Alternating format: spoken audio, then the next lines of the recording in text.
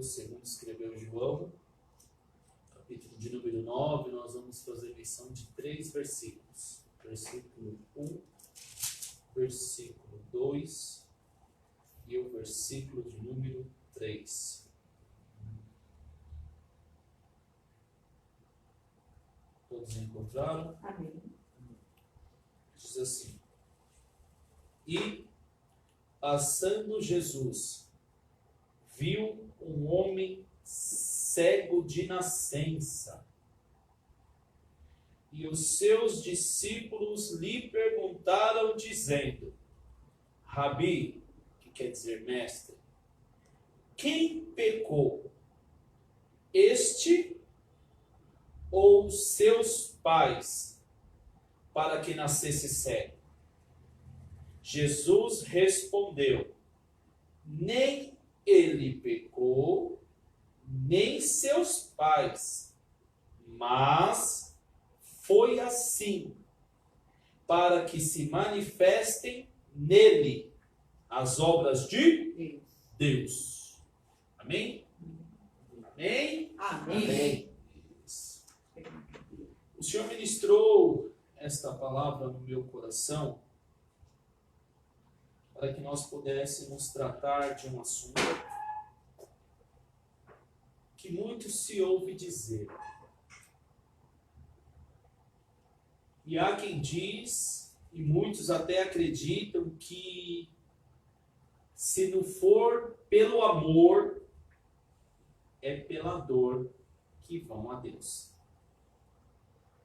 E quando o Senhor ministrar ao meu coração, primeiro, não está escrito na Bíblia em lugar nenhum que quem não vier pelo amor virá pela dor. Não está escrito.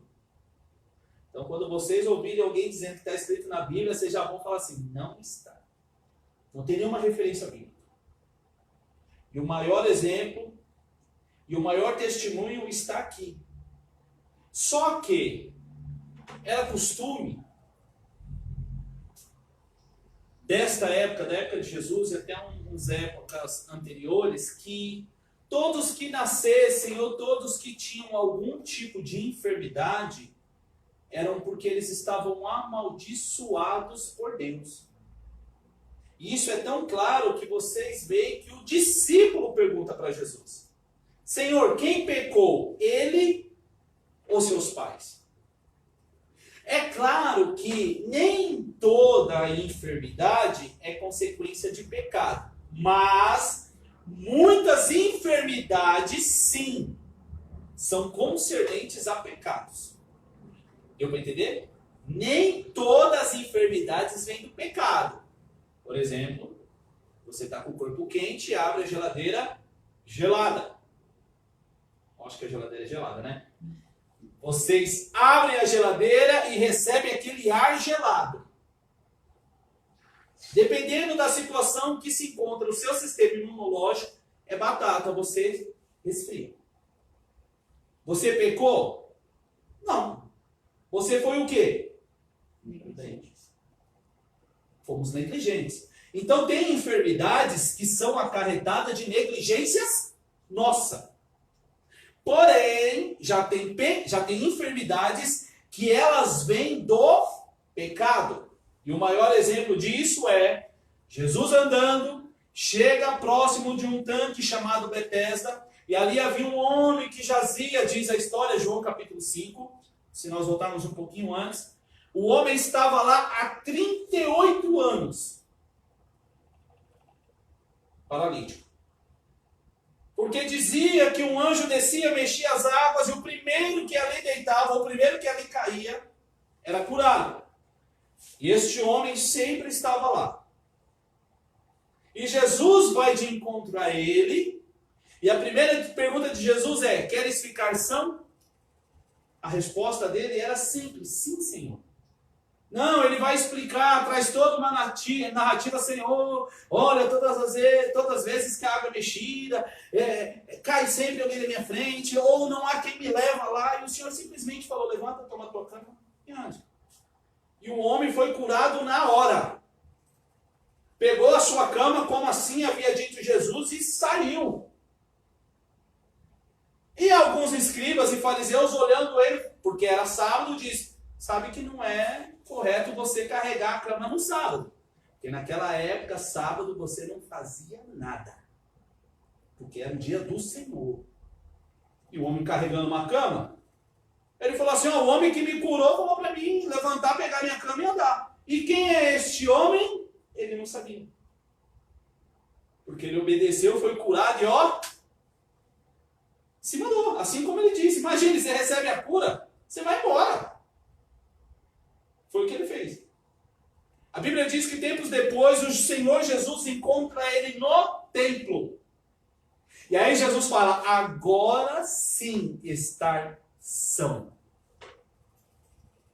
Vai e não peque mais, para que não te suceda coisa pior do que esta. Então, realmente a enfermidade dele é de consequência do pecado. A própria Bíblia nos diz que o salário do pecado é a morte. Claro até aí? Porém, nós temos o péssimo hábito de acharmos que tudo de ruim que está acontecendo na vida da pessoa é porque ou Deus está pesando a mão. Pode observar, como a gente gosta que Deus pesa a mão de todo mundo, já percebeu? Ou é o diabo, que ele não está vigiando e o diabo está perseguindo. Acontece isso? Sim. O diabo perseguir é só você dar uma brechinha. Quer dizer, ele sempre está perseguindo, mas se você der uma brecha, é mais fácil de ele entrar. Tanto é que a Bíblia nos diz que nós precisamos renovar a nossa mente. Por quê? Porque ele lança, um monte de sugestão. Quem aceita? Eu. Ainda está no controle das minhas mãos o aceitar sugestões, sim ou não? Sim. Assim como as palavras críticas também ainda está no meu controle. Se eu absorvo ou se eu excluo da minha vida. Tudo está no meu controle. Até então, em termos de sugestões que eu recebo, ok? Até aí tranquilo? Tranquilo. Então assim, nem tudo é Deus. Como já foi ficado bem claro aqui, muitas vezes somos nós que somos negligentes, imprudentes e não vigiamos. Corpo quente, gelado direto. Corpo quente entra debaixo da água gelada no banho. E, não, é porque está muito quente. Mas o corpo também está quente. E aí dá o choque térmico, ok? Então eu preciso entender que nem tudo que é mal vem de Deus. Assim como nem tudo que é de mal também vem do diabo. Por exemplo, uma gravidez muitas vezes de risco. Muitas vezes, nem sempre, mas muitas vezes, é porque a pessoa ela pode ser estressada, ou ela fuma demais, ou ela bebe demais, ou ela é muito nervosa, ou ela tem sentimentos que trazem para o bebê, para o feto, consequências. Ela se torna de risco. A pessoa não pode pegar peso quando está gestante. O que ela faz? Pega peso. Descola a placenta. E aí é aquela bagunçaiada durante a gestação todinha. É Deus que quis? Não, foi eu que não vigiei. Por exemplo, câncer. Acreditamos muitas vezes que é hereditário. Não. Se você for parar para pensar, nunca se houve uma epidemia de câncer como hoje. Sabe por quê? Industrializado, muita química, muito agrotóxicos e assim vai. Eu não quero entrar nesse detalhe, eu só quero esclarecer para nós que muitas vezes as enfermidades que nos alcançam não é permissão de Deus, é negligência nossa. Eu sei que se eu comer muita fritura, pode me dar colesterol, pode me dar um ataque cardíaco. Por quê? Porque entope a veia. Eu estou trazendo aqui consequências que só dependem de nós. Nós semeamos e colhemos aquilo na nossa estrutura carnal. Ficou claro até aí? Então nem tudo é o diabo. Eu preciso vigiar. Constantemente. A Bíblia me diz, ora e vigia. Vigia e ora. Com sugestões e com tipo de alimentação. Beleza? Claro até aí? Eu não estou gordo porque o diabo quer que eu esteja gordo. Eu estou barrigudinho porque eu como demais. Ponto. Final. O diabo não vem aqui e colocou calorias dentro de mim. Não, foi eu que comi. Bastante. Ai, não, o diabo está fazendo eu engordar. Não, eu estou engordando. O diabo não está fazendo nada. Não tem poder sobre isso. Eu preciso vigiar. Deu para entender? Ah, eu acordo muitas vezes cansado. Por que eu acordo cansado? Porque eu vou dormir tarde, tenho que acordar cedo. O que acarreta isso? Dormir pouco, levanto já com sono, estou cansado, lógico, dormi pouco. Foi o diabo que fez isso? Não. Foi Deus que fez isso? Não. Quem foi? Eu. Ou eu vou dormir pensando, preocupado com as coisas do dia seguinte. Se a última informação que o meu cérebro registrou foi preocupações, como eu vou acordar? Feliz? Sorrindo? Com gozo na alma? Com alegria? Não, a primeira coisa, quando eu abro os olhos, eu lembro de tudo aquilo que aconteceu antes de eu dormir. Por isso que a Bíblia diz que é bom que nós oremos, agradecemos, sejamos mais gratos a Deus. Por isso que em tudo nós devemos dar graça, porque essa é a vontade do Pai. Está ficando claro? Na medida que eu vou buscando mais a Deus, mais eu vou me blindando, mais os meus olhos vão abrindo, mais eu vou entendendo o agir de Deus na minha vida. Eu vou começando a discernir o que é certo e o que é errado, o que é bom e o que é mal. Ainda está no meu controle.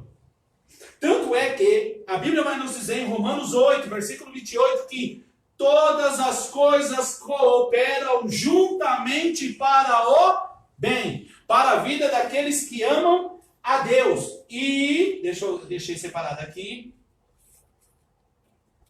daqueles que são chamados por seus decretos. De novo, e sabemos que todas as coisas contribuem juntamente para o bem daqueles que amam a Deus, daqueles que são chamados por seu nome. Aí eu pergunto, amamos a Deus?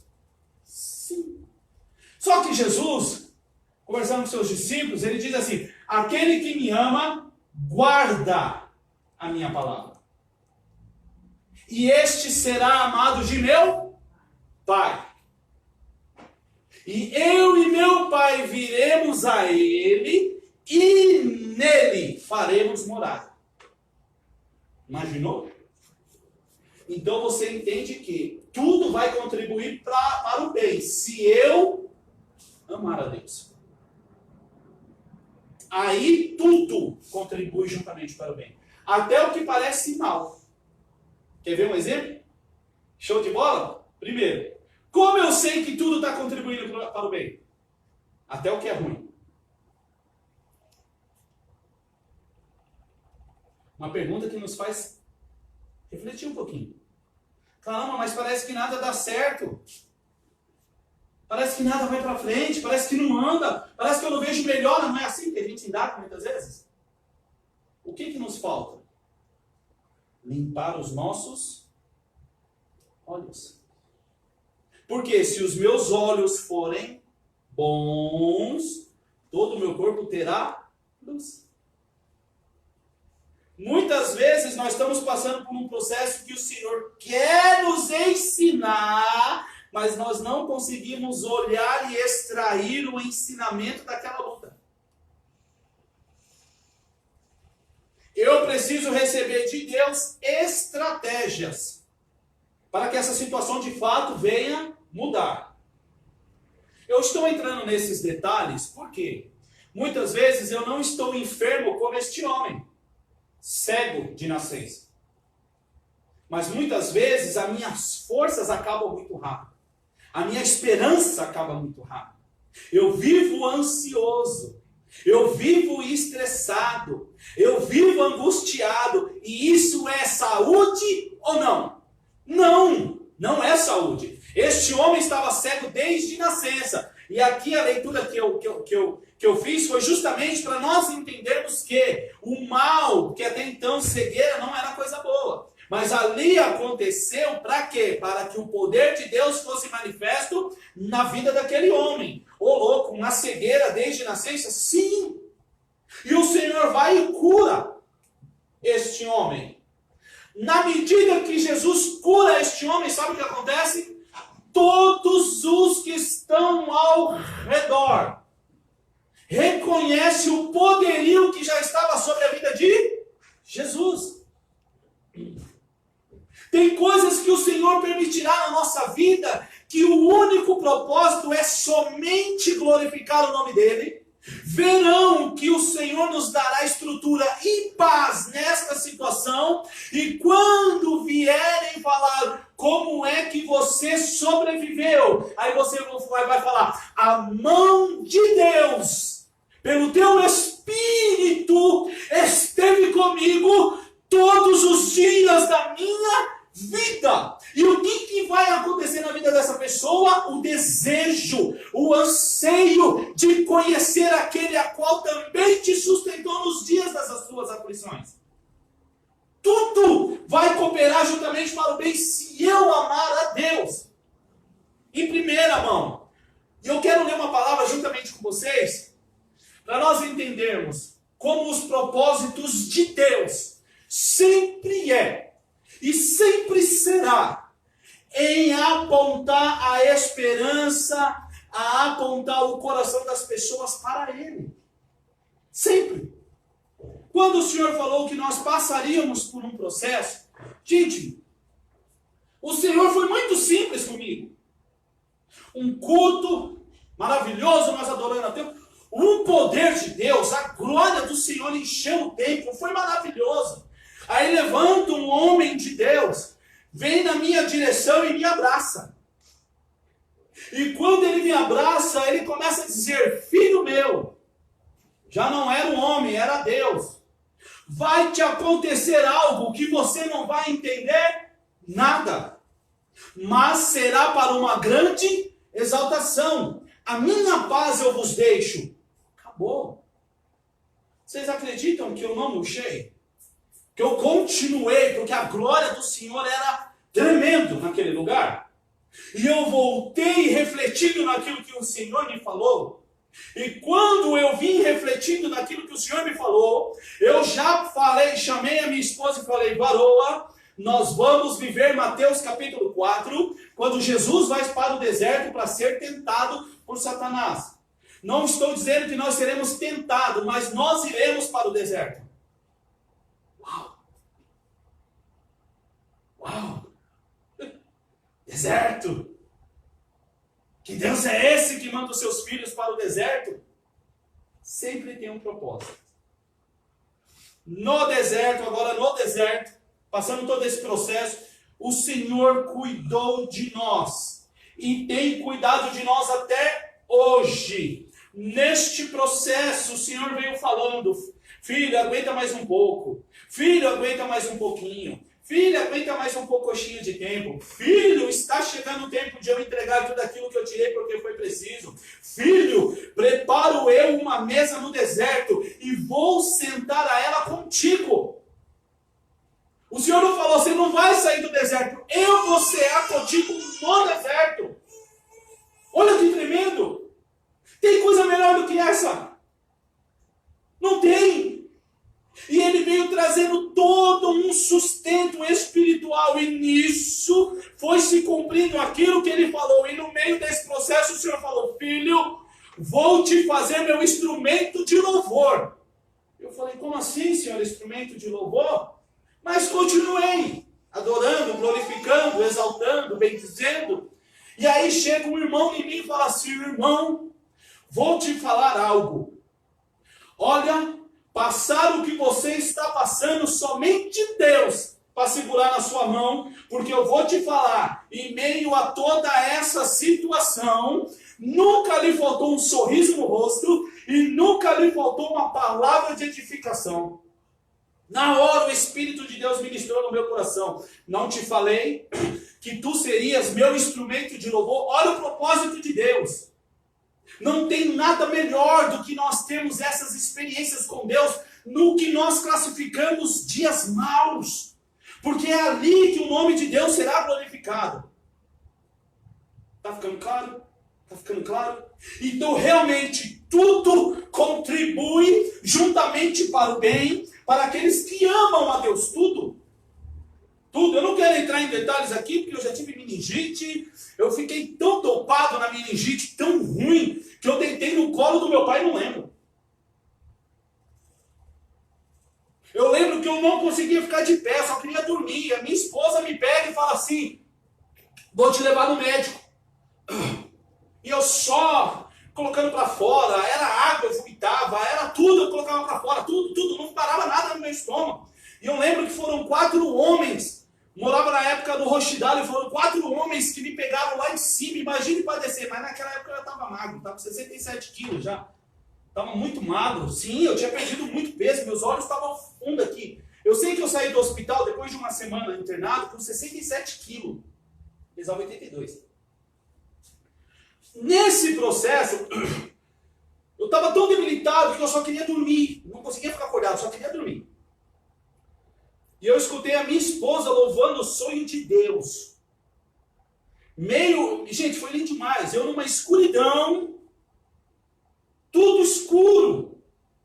E aquela voz foi entrando, sabe? Foi entrando de uma maneira tal. Eu fui internado segunda-feira, 6 horas da noite. 6 horas. Começou todo o processo. Eu só vomitava, e ainda a médica chegou e falou, homem é tudo mole, homem não pode pegar um resfriadinho, que ele já se abate.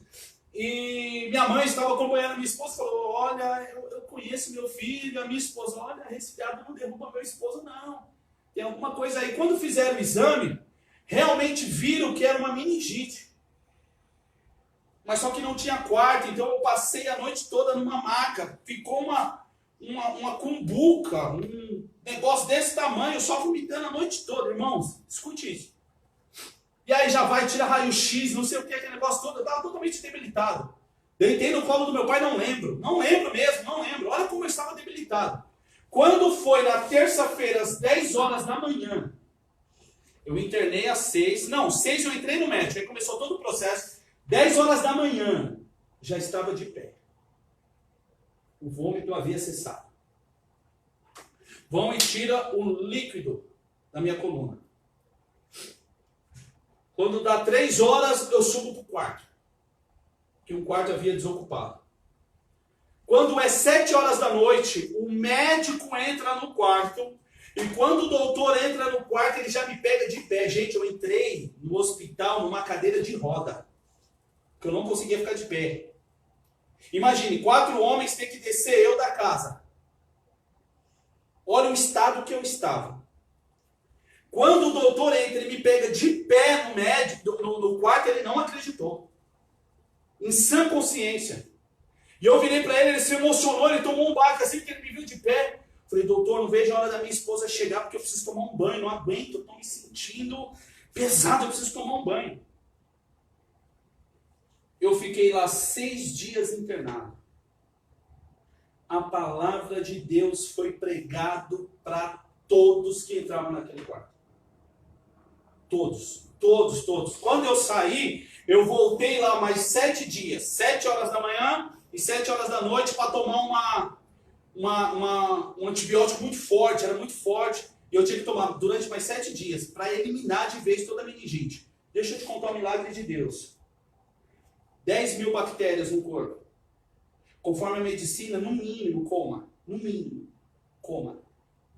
Eu estava com 22 mil bactérias no meu corpo. 22 mil. Sou internado às 18 horas na segunda, às 19 horas na terça eu já estava de pé. Para a glória do Senhor. E o que aconteceu dentro daquele hospital foi para a glória do Senhor. Então todas as coisas cooperam juntamente para o bem, para aqueles que amam a Deus. Tudo coopera para o bem. Douglas, na época você entendeu? Não. Eu entendo hoje. Hoje eu entendo tudo o que aconteceu. Toda a trajetória, tudo o que aconteceu sempre foi para contribuir para algo melhor e maior. Muitas vezes tem coisas que vão perseverar na nossa vida. Por quê? Porque nós não estamos aprendendo. Porém, tem coisas que quando a gente já entende, já encerra. Ficou claro até aí? Ficou claro? Então, vai contribuir tudo para o bem quando eu amar a Deus. E como eu amo a Deus? Guardando os seus mandamentos. Ponto. Agora eu quero te falar, dentro de tudo isso que a gente está falando, sobre a sogra de Pedro. Gente, isso é lindo. Isso é lindo demais. Jesus vai e expulsa um demônio. Expulsando o demônio, ele vai para a casa de Pedro. E chegando na casa de Pedro, a sua sogra estava deitada e febril. Jesus não foi lá para curar. Jesus foi lá para repousar na casa de Pedro. Gente, isso, e é sobre isso que eu quero falar. Que nem tudo que parece ser mal vai contribuir para uma derrota. Sempre o Senhor vai deixar lá na frente bem claro porque nós passamos por aquele processo. Em Marcos 1, a partir do versículo de número 29, diz assim, ó: e logo saindo da sinagoga, foram à casa de Simão e de André, com Tiago e João. E a sogra de Simão estava deitada com febre, e logo lhe falaram dela. Não falaram na sinagoga, falaram quando o Senhor entra na casa de Pedro. E vendo-a que ela estava com febre, já relata para o Senhor Jesus. E diz assim: então, chegando-se a ela, tomou-a pela mão e levantou-a. E a febre a deixou e servia-os. Olha que interessante. A mulher estava com febre. Jesus entra e toma ela pela mão. E quando Jesus a coloca de pé, a febre cessa. E logo aquela mulher redobra o ânimo e começa a servi-los. Olha que interessante. Jesus entra, faz um grande feito na nossa casa. As pessoas tomando conhecimento do que havia acontecido, acredito eu, que Jesus agora já faz as suas refeições, ali batendo um papo, a cura da vida daquela mulher, a cura da enfermidade daquela mulher gerou a esperança que precisava ter em toda a cidade. Vou repetir. A cura daquela mulher gerou a esperança necessária que faltava em toda a cidade. Vou te dizer, quando o Senhor mudar o quadro da nossa vida, essa situação que intenta contra a nossa vida, será tão notório que vai ser a esperança que está faltando na vida daqueles que estão passando, talvez não pelo mesmo processo, mas por um processo também de desconforto. Deu para entender? Olha que tremendo, porque quando Jesus cura aquela mulher, ele começa, porque diz que logo ela serviu, acredito eu, que foi servir umas refeições, porque eles estavam vindo da sinagoga. Olha o que diz a palavra do Senhor. E tendo chegado à tarde. Oh. Jesus só não curou. Jesus ficou na casa daquela mulher. Deu para entender? Chega cedo, porque diz, ó. E tendo chegado à tarde, quer dizer que o Senhor Jesus ficou naquele lugar. Quando já estava se pondo o sol, então não era tarde, já estava chegando o horário da noite. Olha que tremendo. Trouxeram-lhe todos os que se achavam enfermos e os endemoniados. Aleluia. Jesus falou para chamar? Não. Jesus entra naquela casa e levanta aquela mulher. Nós precisamos entender isso, que quando nós temos esse encontro com Jesus, é notório a transformação em nossas vidas. Mas para isso precisamos buscar com a mesma intensidade. Olha que interessante. Jesus cura, fica naquele lugar. Mas os feitos de Jesus não tem como ocultar. Que quando vai chegando perto da noite, imagine você, na sua casa, Jesus nos cura, vai. A sogra da minha esposa, minha mãe. E a gente está aqui servindo, regozijando, uma refeição. Mas só que o feito ocorrido no lar é tão extraordinário que se ele curou um enfermo, o que foram buscar? Os enfermos. E foram todos. Não foram poucos, foram todos da cidade que se encontravam enfermos e endemoniados. Dá para entender isso? Olha o propósito de Jesus. Entra na casa, sara aquela enfermidade,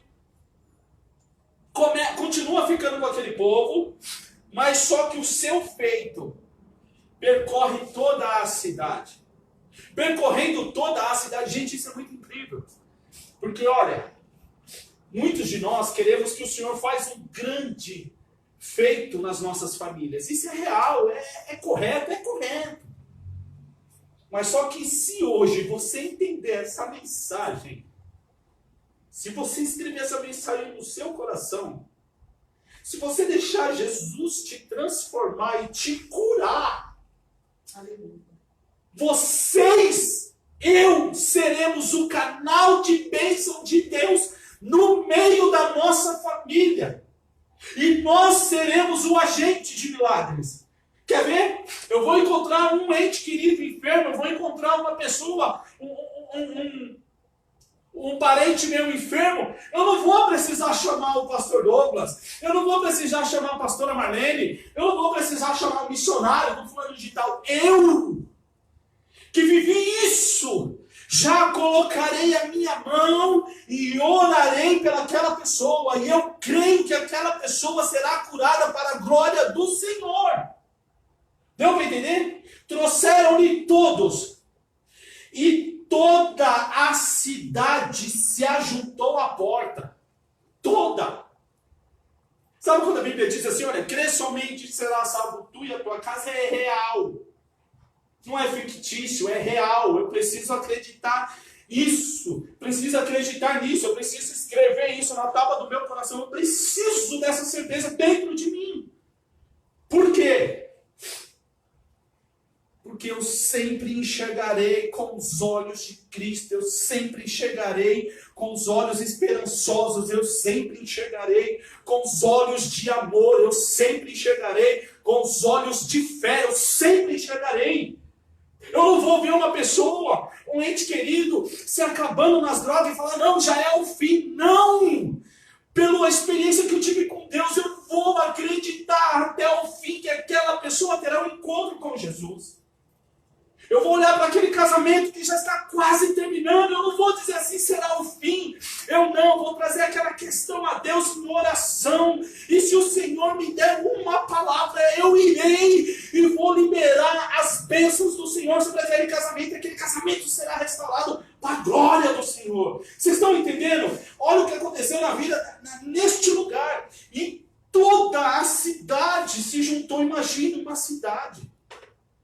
E o que é mais glorioso, e curou muitos que se achavam enfermos de diversas enfermidades e expulsou muitos demônios. Curou e expulsou. Isso é tremendo. Isso é tremendo. Eu não posso mais aceitar as situações adversas sobre a vida dos meus, sobre a vida dos meus amigos, familiares. Eu não posso mais aceitar. Eu não posso dizer é o fim. Porque assim como aqueles discípulos perguntando para Jesus, quem pegou ele ou a mãe? E Jesus, gente, isso é uma palavra profética para a nossa vida. Tem coisas que estão acontecendo na nossa família que é para a glória do Senhor, mas eu não estou enxergando. E por que eu não estou enxergando? Porque meus olhos estão turvos.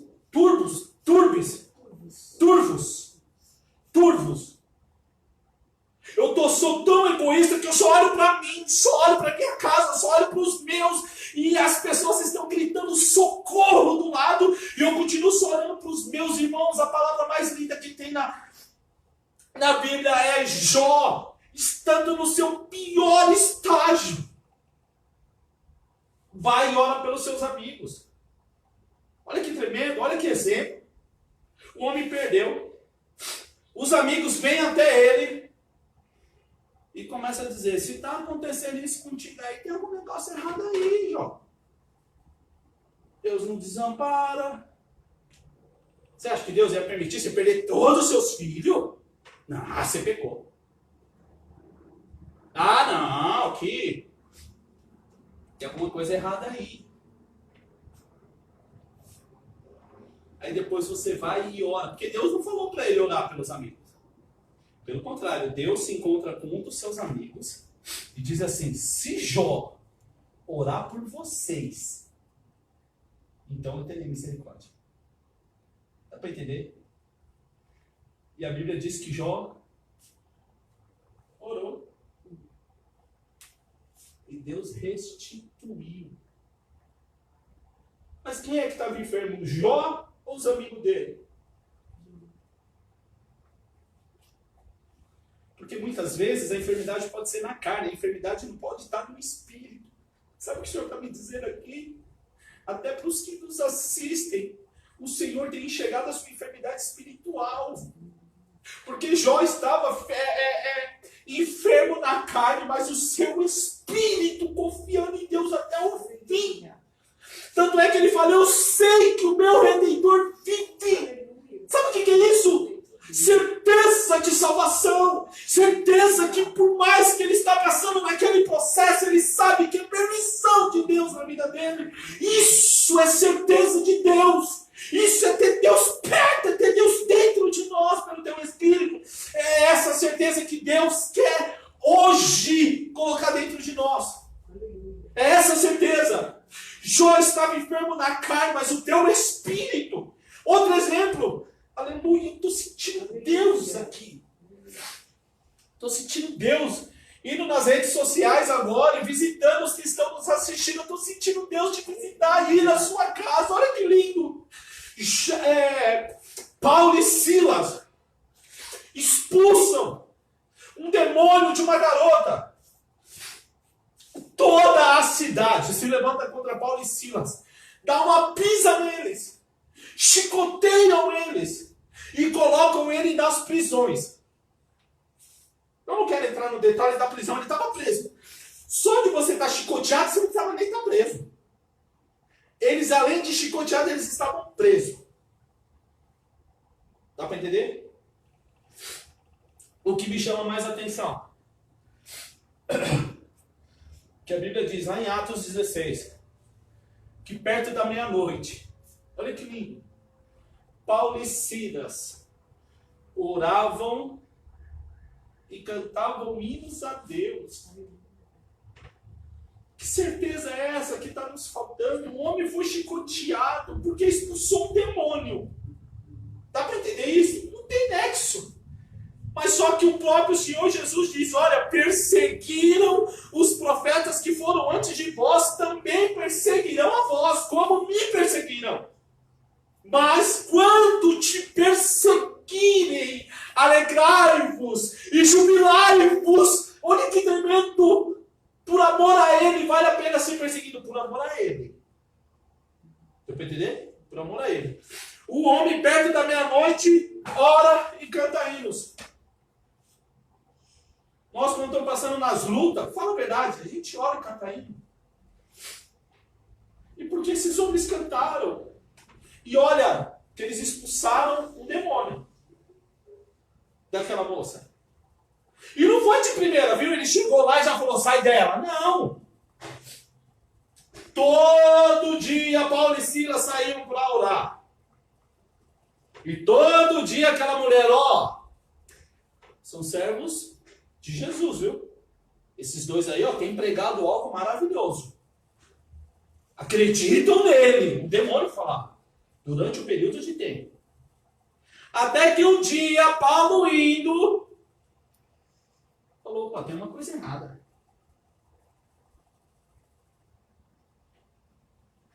Sai dela.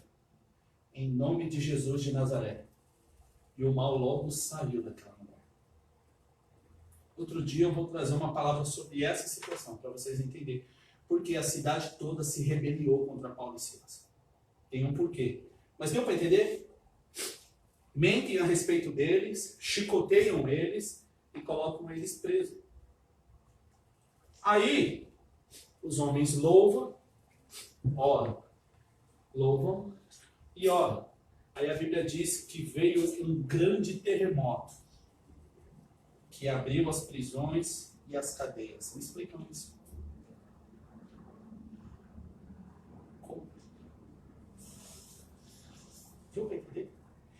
estavam só atrás de grades, ainda tinha uma corrente que prendia eles. Imagine você chicoteado, sem força nenhuma. E ainda uma corrente nas suas pernas, grades. E os homens loucos. Sabe o que o Senhor está ministrando para nós aqui? É essa certeza. Que primeiro precisa estar dentro de nós. Para que então, através de nós, a nossa família seja curada. Deu para entender? Então, para encerrar, nós vamos orar. E curou muitos que se achavam enfermos, de diversas enfermidades, e expulsou muitos demônios.